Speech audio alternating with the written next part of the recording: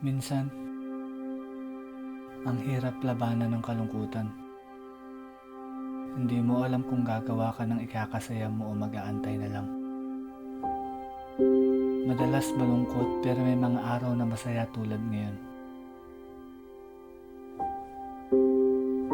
Inaantok na ako pero ayoko pang matulog. Kailangan ko ng pampagising. Kailangan ko pang gumising. Kailangan ko pang sumaya kahit saglitan lang.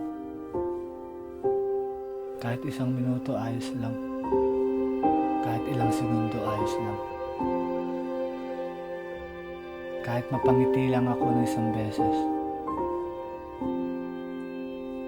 Ayoko lang matulog na malungkot. Ayoko matulog na